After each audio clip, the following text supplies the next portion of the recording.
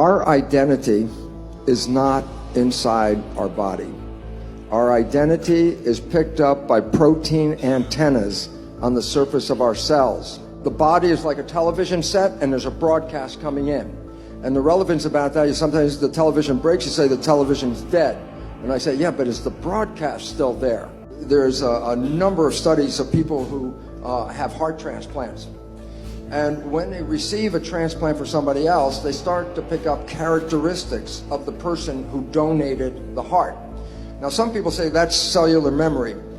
As a cellular biologist, I think you're giving great credit of memory to a cell. A cell is lucky to remember if it's a liver cell or a skin cell, not if it likes chicken McNuggets and beer. But the story I just want to emphasize is this: a young girl received a heart from another young girl. And once the heart was implanted, just shortly after, she had very vivid nightmares of being murdered.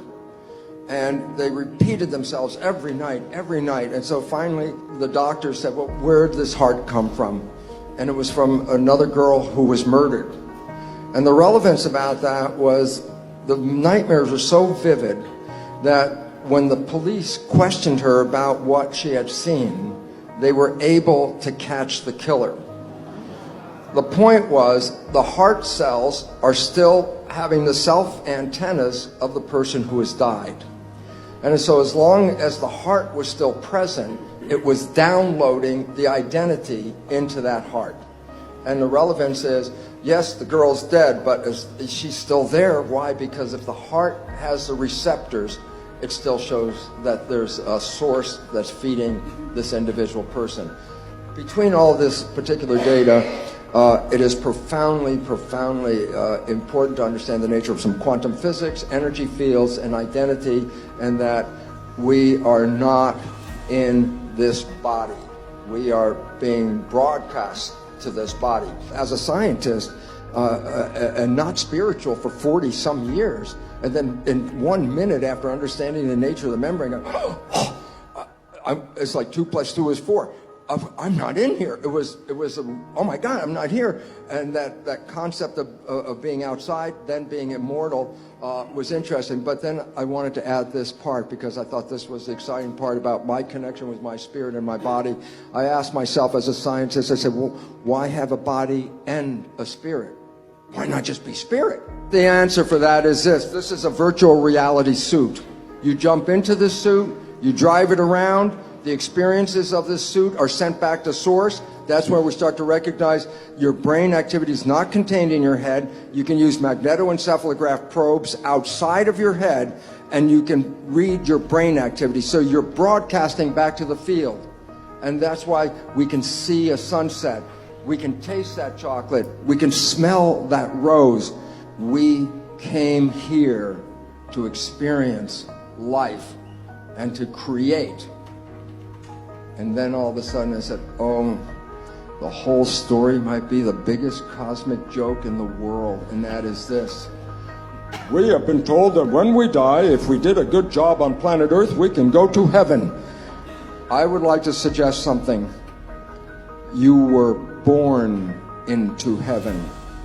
This is where you came to create. This is where you came to experience. If you don't like the creation, the significance is we're not living our lives, we're living the lives of programs. And if you don't like the program, the new biology is the one that says you can rewrite it.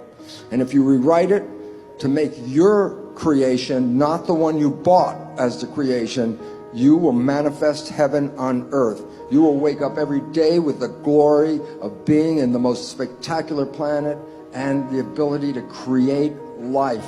And that's what the joy is all about. What would happen if you stopped playing the program?